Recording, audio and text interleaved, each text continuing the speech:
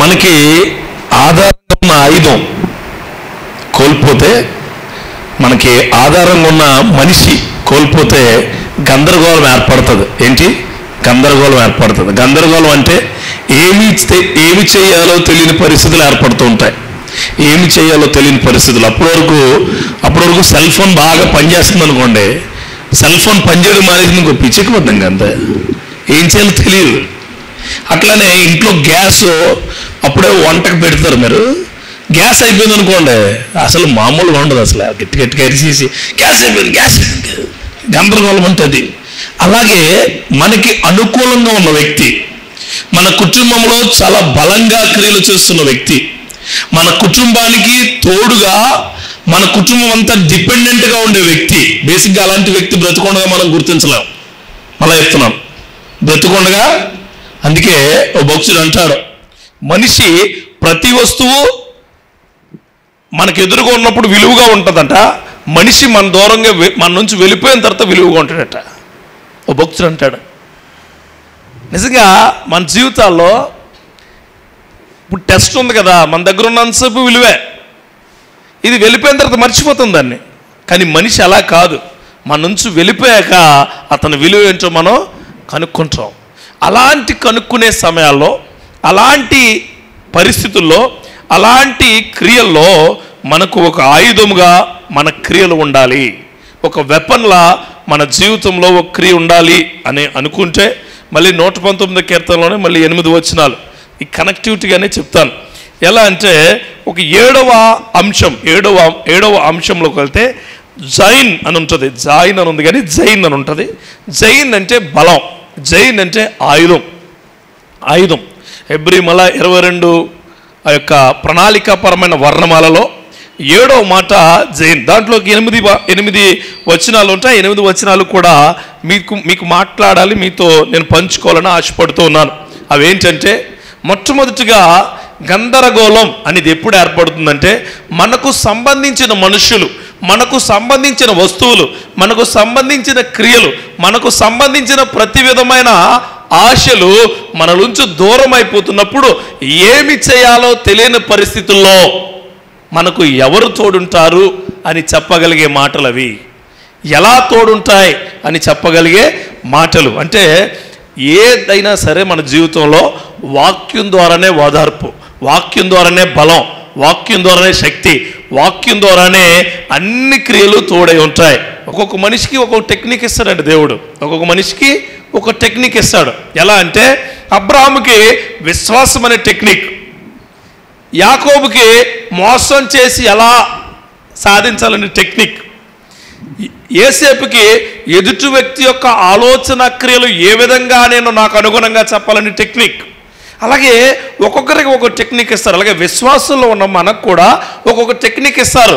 ఎందుకు ఈ మాట చెప్తున్నానంటే, అలాంటి మనుషులు మనకున్నప్పుడు, ఆ మనుషులు ఒక్కసారిగా మన నుంచి దూరం అయిపోయినప్పుడు, కుటుంబంలో వచ్చే బాధలు, ఇబ్బందులు పక్కన పెడితే గందరగోళం ఏర్పడుతుంది. గందరగోళం అంటే, ఆయన చేసే పని ఎవరు చేస్తారో, ఆయన చేయాలనుకున్న పని ఎవరు చేస్తారో, ఆయన యొక్క పనిని ఎవరు పూరిస్తారు అనే ఆలోచనలు మనకు ఎవరికైనా వస్తూ ఉన్నప్పుడు, మనకు కావాల్సిన అద్భుతమైన ఆయుధం ఈ జైన్.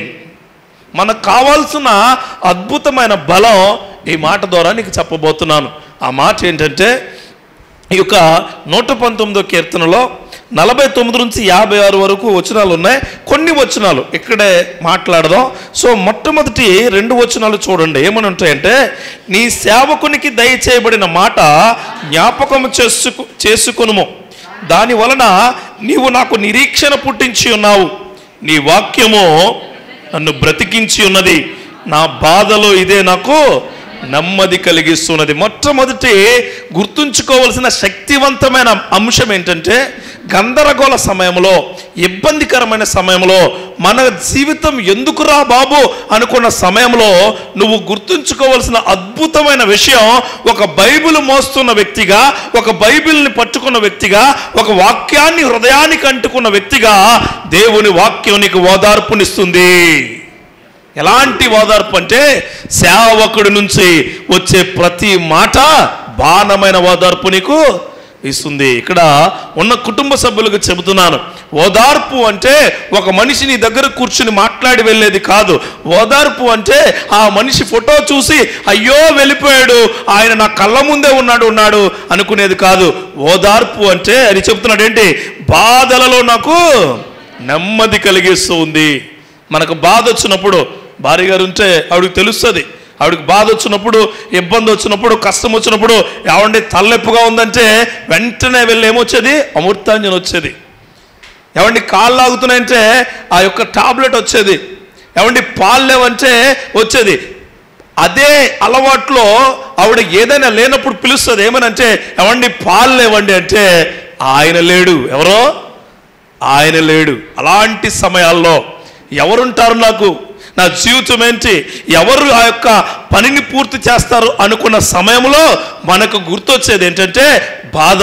ఆ బాధలో నెమ్మది కలిగించేది దేవుడి వాక్యం మాత్రమే. కోల్పోతాం మనుషుల్ని అని వెళ్ళిపోయిన తర్వాత వెళ్ళిపోయిన మనుషుల కొరకు నీకు బాధ వచ్చినప్పుడు నీకు గందరగోళ పరిస్థితుల్లో ఓదార్పు ఇచ్చేది ఏంటట, వాక్యం. వాక్యమే నాకు ఏం కలగజేస్తుంది, నెమ్మది. మనిషి మైండ్ సెట్ ఎలా ఉంటుందంటే ప్రశాంతంగా ఉన్నప్పుడు అన్నీ ప్రశాంతంగా జరుగుతాయి. గందరగోళం వచ్చినప్పుడు అంటే కుక్కర్ ఎక్కువ విజిల్స్ వచ్చేస్తున్నాయి ఇంకో గ్యాస్ కట్టడం మానేసి గ్యాస్ పెంచేస్తాను. చుట్టాలు వచ్చారు అనుకో, పాలు పెట్టేసి గబగబా మాట్లాడతావు, పాలన్నీ పొంగిపోదు. గందరగోళ పరిస్థితుల్లో మనుషులు నిర్ణయాలు తీసుకోలేరు. మనిషి యొక్క నిర్ణయాలు మారిపోతాయి. అందుకే కొత్తగా కారు నేర్చుకున్న వారు కారులో వెళ్తున్నారు అనుకోండి, ఎదురుగా లారీ వస్తే అటు బ్రేక్ తొక్కడం మానేసి బ్రేక్ పక్కన ఇంకోటి ఉంటుంది, దాన్ని ఏమంటారు, వెరీ గుడ్ ఎక్సలేటర్ అంటారు, దాన్ని తొక్కేస్తారు. దాన్ని ఎప్పుడైతే తొక్కారో ఆగాల్సిన కారు దగ్గర లారీ దగ్గర ఆగుద్ది, దాన్నే యాక్సిడెంట్ అంటారు. ఆగాల్సిన టైంకి ఆగలేని కారు ఆటోమేటిక్గా ఆగిపోవడమే యాక్సిడెంట్ అంటారు. మన జీవితాల్లో కూడా ఇది జరుగుతాయి.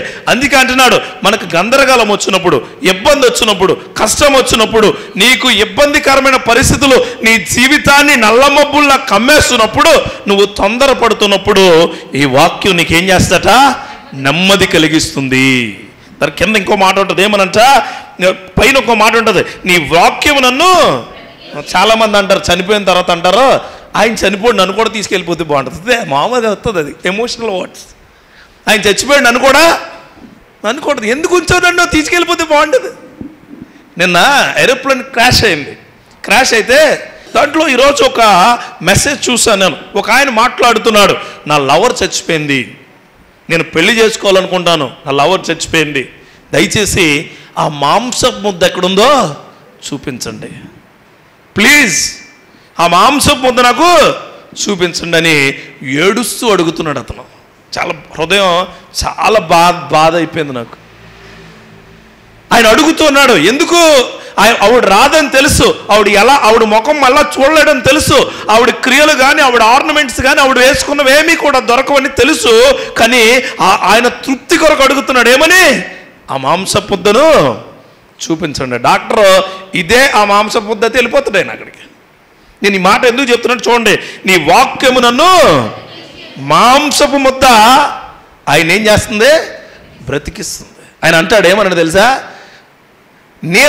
నేను ఆవిడతో ప్రయాణిస్తే ఇద్దరం చచ్చిపోదును అని. దేవుడండి నువ్వనుకున్న క్రియలు చేసేవాడు కాదు, ఆయన అనుకున్నదే, ఆయన అనుకున్న ఆలోచనల ప్రకారం చేసేవాడే దేవుడు. హల్లెలూయా. అందుకే ఇక్కడ ఇంకోటి ఉంది, ఏంటట, నీ వాక్యము నన్ను ఎలా బ్రతికిస్తుందట, నిరీక్షణ కలిగేలా. ఎలా బ్రతికిస్తుందట, నిరీక్షణతో ఉండేలా. ఎలా బ్రతికిస్తుందంటే, అప్పుడు ఆ కుటుంబం ఏ కుటుంబం అయితే ఆయన కోల్పోయి 2 years అయి 3rd yearలోకి వచ్చారో వారి బిడ్డలు శక్తివంతంగా ఎదిగే కృప ఎవరు వస్తున్నారండి, నిరీక్షణగా చూడాలి, దేవుడు ఇస్తాడని చూడాలి. దేవుడు చాలామంది ఫోటోలు నేను ఎక్కువ మందికి చెప్తాను ఏంటంటే, చనిపోయిన వారి ఫోటో ఎదురుగా పెట్టుకోవద్దని చెప్తాను చాలామందికి. ఎందుకంటే ఎదురుగా పెట్టుకుంటే బాధ ఇంకా ఎక్కువైపోద్ది. హృదయంలో పెట్టుకో, ఎదురుగా వాక్యం పెట్టుకో, ఆ వాక్యం నీకు బాధలో నెమ్మది కలగజేస్తుంది. క్రైస్తవులుగా ఫోటోలను చూసో, క్రైస్తవులుగా బట్టలను చూసో, క్రైస్తవులుగా కొంతమంది చెప్పులు కూడా దాచుకుంటారు. చనిపోయిన వాళ్ళు ఏంటి, చెప్పులు కూడా చాలా పవిత్రంగా దాచుకుంటారు. కానీ మనం దాచుకోవాల్సింది వాక్యం మాత్రమే. ఆ వాక్యమే నేను బ్రతికిస్తుంది. ఆ వాక్యమే నీకు బాధల్లో నెమ్మది కలగజేస్తుంది, నిరీక్షణ కలిగిన జీవితంగా ఉంచుతుంది. క్రైస్తవ్యంలో క్రియలు అంటేనే నిరీక్షణ కలిగే క్రియ. నిరీక్షణ అంటే ఏంటి? ఫర్ ఎగ్జాంపుల్, నువ్వు ఇక్కడ నుంచి విజయవాడ వెళ్ళాలి, లేకపోతే వైజాగ్ వెళ్ళాలి. బస్ స్టాండ్లో ఎదురు చూస్తావు కదా. ఎందుకు ఎదురు చూస్తావు? బస్ కోసం. అదే నిరీక్షణ. నిరీక్షణ అదే. నీ జీవితంలో నీకు జరగాల్సిన కార్యాలు గొప్పగా జరుగుతాయని చెప్పి దేవుడి మీద భారం వేసి ఎదురు చూడడమే నిరీక్షణ. ఆ నిరీక్షణ కలిగిన క్రియలు దేవుడు చాలా గొప్పగా మీకు దయచేయునుగాక. ఇక ఇక్కడ హెబ్రీలకు రాసిన పత్రికలో 6వ అధ్యాయము 10వ వచనంలో దీనికి కనెక్టింగ్ వర్డ్ ఒకటి ఉంటుంది. హెబ్రీలకు రాసిన పత్రిక చదువమ్మా. మీరు చేసిన కార్యమును మీరు పరిశుద్ధులకు ఉపచారము చేసి ఇంకనూ ఉపచారము చేయుచుండు చేట తన నామమును బట్టి చూపిన ప్రేమ మరుచుటకు దేవుడు అన్యాయసుడు కాడు. ఎందుకు చెప్తున్నానండి మాట? దేవుడు మా మీద కనుదృష్టి తీసేశాడు కాబట్టి మా నుంచి వాళ్ళు వెళ్ళిపోయారు. ఆ మాట అసలు అనకూడదు. దేవుడికి నేనంటే ఇష్టం అనుకోండి, బాగానే నన్ను తీసుకుపోతాడు ఆయన. నా పర్మనెంట్ ఇల్లు ఎక్కడా? నాది. నా పర్మనెంట్ ఇల్లు అది. ఇప్పుడు నేను ఇక్కడికి వచ్చాను ప్రేయర్కి. నేను ఎక్కడ ఉంటున్నానో, ఎక్కడెక్కడ తిరిగి నా ఇంటికి వెళ్ళాలా? ఎక్కడ ఇంటికి? అమలాపురంలో నా ఇంటికి వెళ్ళి నా బ్రష్ పొద్దుటి వాడాలా, నా సబ్బు వాడాలా, నా టవల్ వాడాలా, నాకున్న అన్నీ వాడాలి, అంతేనా? అలానే ఆ యొక్క రాజ్యం నుంచి ఈ లోకానికి మనం వచ్చి ఉన్నాం. దేవుడు ఎప్పుడు రమ్మంటే అప్పుడు మనం వెళ్ళిపోవాలా. అంతేగాని ఆయన ప్రేమ ఏదో మనం వదిలేసాడని చెప్పి మనం ఏమనుకోకూడదు. ఆయన అన్యాయస్తుడు. చాలామంది అంటారు దేవుడు నాకు ఏం చేశాడట, అన్యాయం. అందుకే దేవుడు అన్యాయస్తుడు కాడు. దేవుడు నామలో మీకు చెప్తున్నా, క్లిప్పు పోతే ఏడుస్తుంటారు కొంతమంది. క్లిప్పు తలకెట్టుకుని క్లిప్పు, పెన్ను పోతే ఏడుస్తుంటారు. అందుకే ఏది పోయినా మరలా నీకు నీ క్రియల చొప్పున నిలబెట్టేది దేవుడే. ఆ క్రియలతో మాత్రం ఉన్నాడు. పంట పోతే తిడతారు దేవుడిని. పంట పోతే ఏంటంట? పంట పోతే నాకు దేవుడు అన్యాయం చేశాడు. దేవుడు అన్యాయస్తుడు కాడు. ఖచ్చితంగా చెప్తుంది వాక్యం. ఎప్పుడు అన్యాయస్తుడు కాడు. ఇప్పుడు ఉద్యోగానికి ఎగ్జామ్స్ రాస్తారు, దాంట్లో కానీ రాలేదనుకో, నేను చర్చికి రాను, నేను బైబిల్ పట్టుకోను, నేను అసలు ప్రార్థనలోనే ఉన్నాను. ఎందుకు ఇస్తారు? దేవుడు అన్యాయస్తుడు. అంతకన్నా గొప్ప కార్యం నాకు ఇస్తాడని నెమ్మది కలిగి ఉండాలి. ఆ క్రియలు నీకు ఉంటేనే నీ జీవితం చాలా బాగుంటుంది. ఏ క్రియల్లో మీరు కోల్పోయారో, ఏ పరిస్థితుల్లో మీరు కోల్పోయారో, ఏ క్రియల్లో మీరు వెనకడుగేస్తున్నారో, మీ వెనకడుగు వేసిన క్రియలు ఆయన అన్యాయం చేత కాదు, ఆయన న్యాయ క్రియలు నీ ఎడల చాలా నిరీక్షణగా ఉంటాయి. నమ్ముకోండి. క్రైస్తవులు అనబడే వాళ్ళు క్రైస్తవాన్ని ప్రేమిస్తున్నారు కానీ క్రీస్తుని ప్రేమించలేకపోతున్నారు. క్రైస్తవాన్ని ప్రేమించేవాడు ఉన్మాదిలా తయారవుతాడు. క్రీస్తును ప్రేమించేవాడు పరిశుద్ధుడిగా నిలబెట్టబడతాడు. హల్లెలూయా. ఆ కార్యాలు ఉన్న ప్రతి ఒక్కరికి వాదార్పిస్తాడు దేవుడు. అలాంటి వాదార్పు క్రియలు దేవుడు మీ జీవితంలో దయచేయను గాక. ఆమెన్. ఇంకా రెండవ మాట దీంట్లోనే 51, 52 చదవండి. గర్విష్ఠులు నన్ను మిగులు అపహసించిరి, అయినను నేను తొలగక ఉన్నాను. యెహోవా పూర్వకాలం నుండి ఉండిన నీ న్యాయ విధులను జ్ఞాపకం చేసుకుని నేను ఓదార్పు పొందుతుంది. ఇక్కడ చూడండి, మన ఇంట్లో ఎప్పుడైనా ఏదైనా ఇబ్బందికరమైన శ్రమ జరిగినప్పుడు చుట్టూ ఉన్న వాళ్ళు అందరూ ఏం చేస్తారంటే బాగా జరిగింది ఏమంటారా, చాలా బాగా జరిగింది అనుకోరు. మీరే మీకు ఎగ్జాంపుల్ చెప్తాను. మీ ఇంట్లో అక్కలకి మీకు గొడవలు, నువ్వు కోళ్ళు పెంచుకుంటున్నావు, వాళ్ళ కోళ్ళు పెంచుకుంటున్నారు. కోడికి జబ్బు వచ్చో కోడి చచ్చిపోయింది. నీది వెంటనే వాళ్ళు కంపేసి కప్పెట్టేస్తారు కోళ్ళని. ఎవరి కోళ్ళని కప్పెట్టేసి బలిగైంది ఏంటంటే కోడి చచ్చిపోతే గర్విష్ఠులు అంటారు వాళ్ళే. వాళ్ళ ఇంట్లో బాధ కూడా నీ ఇంట్లో బాధగా నువ్వు అనుకుంటేనే నువ్వు క్రీస్తు మనిషివే, లేకపోతే నువ్వు గర్విష్ఠువే. గర్విష్ఠుల యొక్క బ్రతుకులు ఎట్లా ఉంటాయంటే చూడండి, అక్కడ చెప్తాడు ఆయన. గర్విష్ఠులు బ్రతుకులు చూడండి. గర్విష్ఠులను మిగులు అపహసించిరి. అవతలోడు నిన్ను ఎంత అపహసించినా నువ్వెవరిని వదలకూడదు, దేవుణ్ణి వదలకూడదు. ఆలోచనలు నీకు ఉండాలి, ఆ జ్ఞానం నీకు ఉండాలి. గర్విష్ఠిగా నువ్వు అలాంటి ఆలోచనలు కలిగిన హృదయం నీకు ఉంటే వదిలిపెట్టే. పక్కోడు బాధను నీ బాధగా నువ్వు చూస్తావు. అందుకే దేవుడి మాట ఓదార్పుకు తోడుగా బలాన్ని ఇస్తుంది. హల్లెలూయా. ఓదార్పు వేరు, బలం వేరండి. ఓదార్పు అంటే చెప్తున్నాను, నన్ను బ్రతికిస్తుంది అమ్మయ్య, ఓదార్పు అండి. చెప్తా, ఇక్కడ నుంచి అమలాపురం చాలా ఎండ ఉంది, డాక్టర్ గారి ఇల్లు మధ్యలో ఉంటుంది, 2 ఏసీలు ఉన్నాయి ఆయనకి, 2. పోనీ ఒక ఏసీ బాగానే మనల్ని రానివ్వరు అనుకుందాం, 2వ ఏసీలోకి మేము అయితే మా మేరీ గారు మా పాస్ మేము అలా వెళ్తున్నాం, బాగా ఎండ ఉంది. డాక్టర్ గారు అని ఫోన్ చేసాను, 2 అంటారు, మంచోడు కాబట్టి అయినా 2 అని లోపల రమ్మంటారు. లోపలికి వచ్చిన తర్వాత కూర్చొని అంటే నేను ఏసీ వంగు చూస్తా, ఆయన ఏసీ వేస్తాడు, అమ్మ చాలా చల్లగా ఉంది అనుకుంటారు. కాసేపు అయిన తర్వాత ఎలాగే వెళ్ళిపోవాలి కదా, ఒకవేళ వెళ్ళలేదనుకోండి ఆయన వచ్చి అత్తమానుని ఇలా చూస్తూ ఉంటాడు, వెళ్ళిపోవాలా? అదేంటంటే ఓదార్పు. అది బలం ఏంటంటే చెప్తా, బలం అంటే చెప్తా. నేను వెళ్ళిపోయిన తర్వాత మేరీ గారు మా పాస్టర్ గారు ఉన్నారు కదా, మా ఫ్రెండ్, వీళ్ళిద్దరు కూర్చుని ఉంటే వాళ్ళకి చెప్తాడు, 2 రోజులు ఉండండి, ఎండగా ఉంది కదా, 2 రోజులు ఉండండి, పర్లేదా, 2 రోజులు ఉంటే మేము అందరిని మిమ్మల్ని కూర్చోబెడతాం. ఇది బలం. అర్థమైంది నేను చెప్పింది? ఓదార్పు అంటే అప్పుడుకొచ్చి నిన్ను బలపరిచే, అప్పుడుకొచ్చి నువ్వు ఎలా ఉన్నావో చెప్పేది. బలం అంటే నీతో పాటుగా నేను ఉంటానని చెప్పేది. దేవుడికి స్తోత్రం కలుగును గాక. అలాంటి బలాన్ని దేవుడు నీకు వాక్యం ద్వారా ఇస్తున్నాడు నీ కుటుంబానికి. అందుకే మర్చిపోకండి. గర్విష్ఠులు చూసి అలా అపహసించుకున్నారని, వాళ్ళు నిన్నేదో అంటున్నారని, వాళ్ళు నిన్ను ఇబ్బంది పెడుతున్నారని, వాళ్ళు నిన్ను గేలి చేస్తున్నారని ఆ గర్విష్ఠుని ఎవడు చూడమనండి. నిన్ను చూడకో, గర్విష్ఠుని చూడకో. పాడైపోయిన వలలు చూడకయా, నీ వలలో వేసుకున్న బుట్టను చూడకయా, చేపలు లేని బుట్టను చూడకయా, నన్ను చూడు. నన్ను చూసి వలేస్తే నువ్వు ఆ బుట్టలు నిండిపోతాయి, ఆ బుట్టలు పనిలేదో అన్నాడు. ఎవడో? యేసయ్య. ఈరోజు మీకు చెప్తున్నాను, అందుకే కింద ఉంటుంది చూడండి, యెహోవా పూర్వకాలం నుండి ఉండిన నీ న్యాయ విధులను జ్ఞాపకం చేసుకుని నేను ఓదార్పు పొందితిని. ఉదయ్ కుమార్ గారు ఉన్నారు కదా, ఆయన పూర్వకాలం ఎంత గొప్ప పనులు చేసుకున్నారో వాటిని బట్టి బలం పొందాలా. హల్లెలూయా.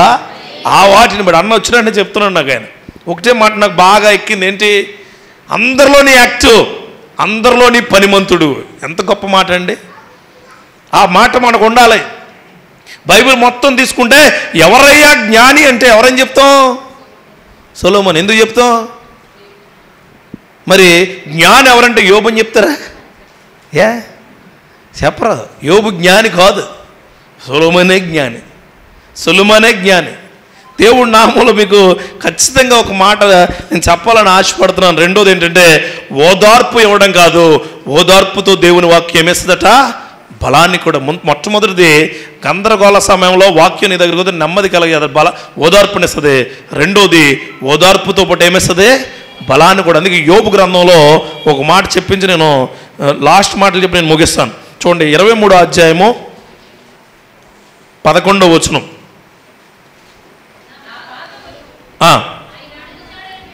అది నా పాదములు ఆయన అడుగుచాడలు విడువక నడిచినవి. నాకు వినపట్లేదమ్మా. నేను ఇటు అటు అనుసరించి తిని. హల్లెలూయా.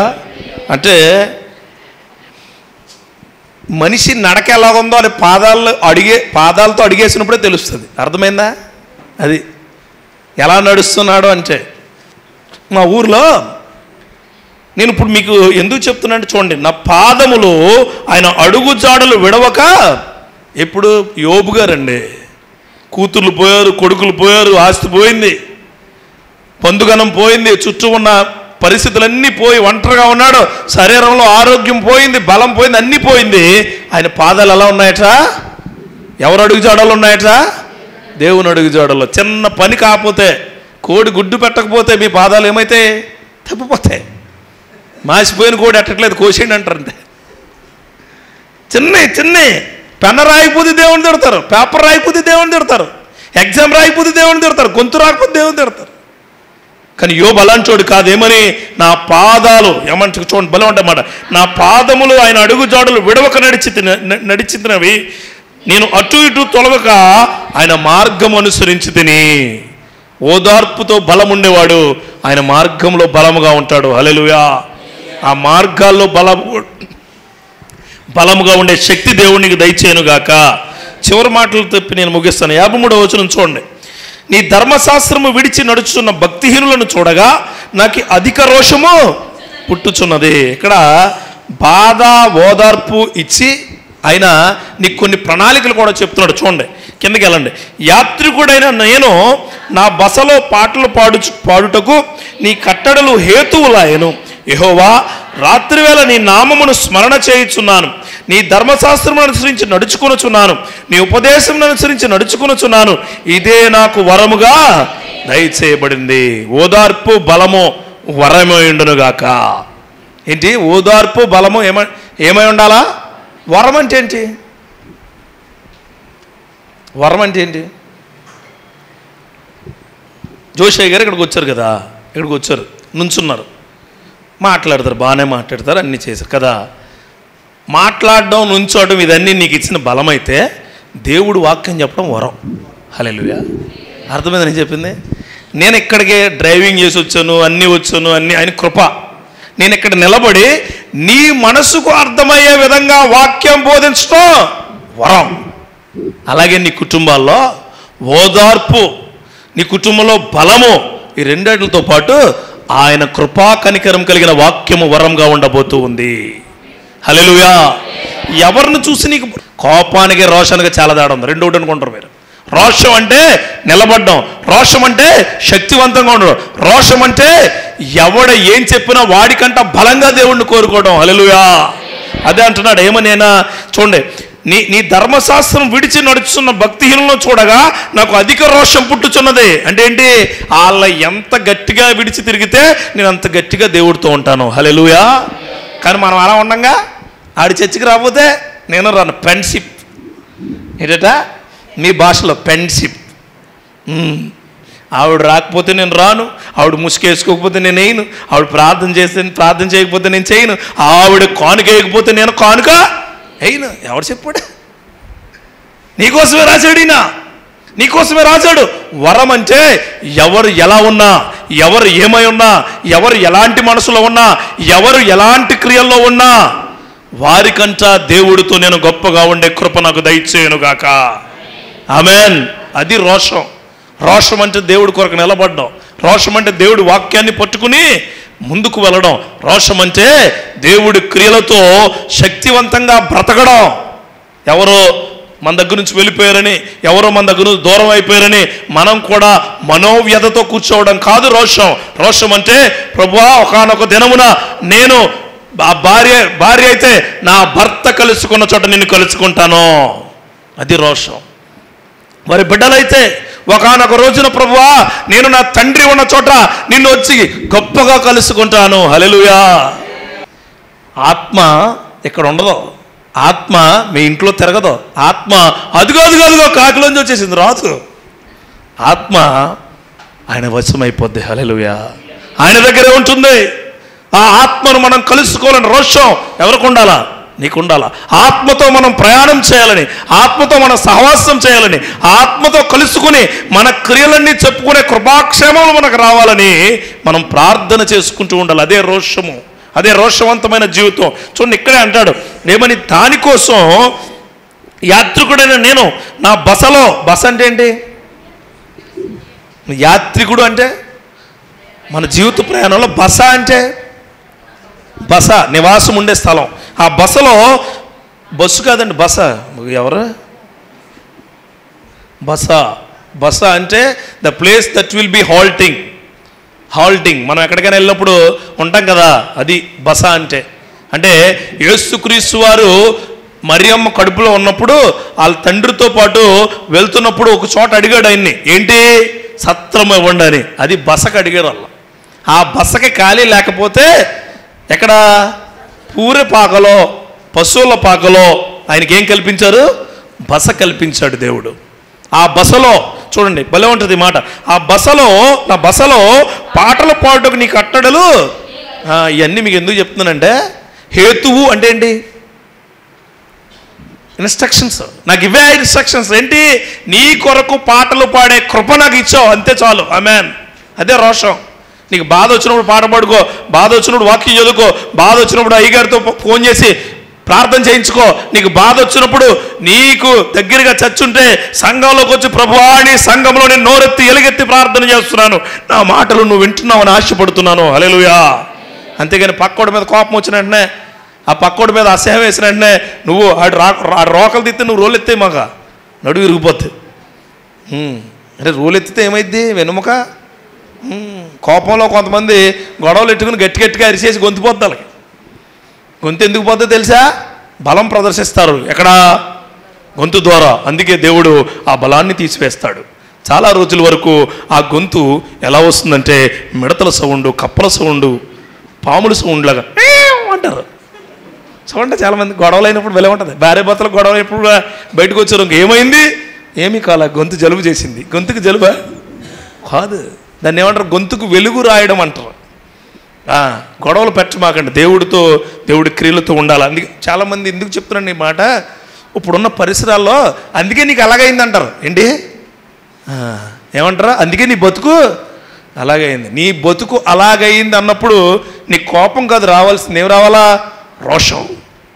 ప్రభువా, నీతో పాటు ఉన్నందుకు, నీ క్రియలు తలుచుకుంటున్నందుకు వారందరూ ఇచ్చే గిఫ్ట్ ఇది, కానీ నా హృదయం నీకు ఉత్తమమైన గిఫ్ట్గా ఇస్తున్నానయ్యా, నాలో భక్తిని ఇంకా గొప్పగా తయారు చేయి అంటూ చివరిలో అంటాడు. చూడండి, యెహోవా రాత్రి వేళ నీ నామమును స్మరణ చేయుచున్నాను, నీ ధర్మశాస్త్రమును అనుసరించి నడుచుకొనుచున్నాను, నీ ఉపదేశమును అనుసరించి నడుచుకొనుచున్నాను.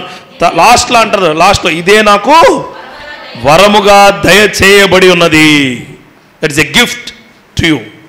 అందుకే ఓదార్పు అనేది వాక్యం ద్వారా వస్తే, అదే ఓదార్పు నువ్వు నమ్మితే ఆ వాక్యం నీకు బలమై ఉంటుంది, ఆ వాక్యం నీకు వరమై నడిపిస్తుంది. ఆ వరమైన క్రియలు, ఆ వరమైన భాగ్యము దేవుడు ఆ కుటుంబానికి శక్తివంతంగా ఇచ్చునుగాక. ఆ కుటుంబంలో ఉన్న వారందరికీ మనము ఎన్ని మాటలు చెప్పినా, ఎంత ధైర్యం చెప్పినా, పరిశుద్ధాత్ముడు ఇచ్చే ధైర్యమే గొప్పది. హల్లెలూయా. ఆ పరిశుద్ధాత్ముడు ధైర్యం వాక్యం ద్వారానే ఇవ్వగలడు. దేవుడికి స్తోత్రం కలుగునుగాక. హల్లెలూయా. గందరగోళ పరిస్థితుల మధ్యన మన జీవితం ఏమైపోతుందిరా బాబు, ఏమై ఉండాలి అనే ఆలోచనలు నీకు ఉన్నప్పుడు, నీ జీవితంలో మొట్టమొదటిగా వాక్యం నిన్ను బ్రతికిస్తుందని గుర్తు చేసుకో. అదే వాక్యం నీకు జీవితంలో నెమ్మదిని కలగజేస్తుందని గుర్తుపెట్టుకో. అదే ఓదార్పు. ఓదార్పు అంటే అదే, నిన్ను బ్రతికించడం, రెండోది నెమ్మది కలగ చేయడం. ఈ ఓదార్పు నీ జీవితానికి ఏమిస్తుందిరా నువ్వు అనుకుంటే, ఇదే ఓదార్పు నీకు బలాన్ని ఇస్తుంది. ఏ బలం? నేను ఆయనతో ఉంటాను. ఏ బలం?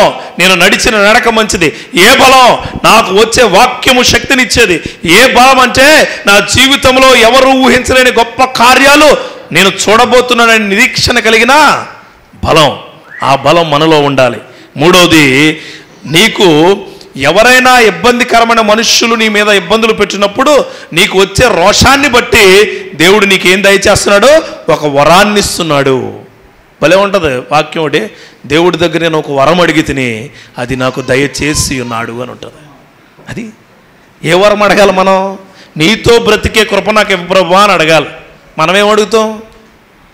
అది అడగంగా మనం అంటున్నాను నేను కూడా, నీతో బ్రతికే, నీతో నడిచే, నీతో ఉండే, నీతో మాట్లాడే, నీ క్రియలతో సహవాసం చేసే వరము నాకు దయచే. మనం తరతరాలు బాగుండడానికి ప్రార్థన చేయాలండి, మనం బాగుండడానికి కాదు. ముద్దుట ఇందాక మాట్లాడుకున్నాం లేయా కోసం. మేము నిజమే, తరతరాలు భాగ్యం కోసం లేయా ఓ ప్రణాళికను రచించుకుంది. దీవెనకరమైన జీవితం అంటే నువ్వు నీ కుటుంబం బాగుండటం కాదు. దీవెనకరమైన జీవితం అంటే నీకు వచ్చిన బిడ్డలు సంతోషంగా ఉండడం, వారు మరొక మెట్టు పైకి ఎక్కడం. ఆ కృపాభాగ్యాన్ని దేవుడు మీ అందరికీ దయచేయునుగాక.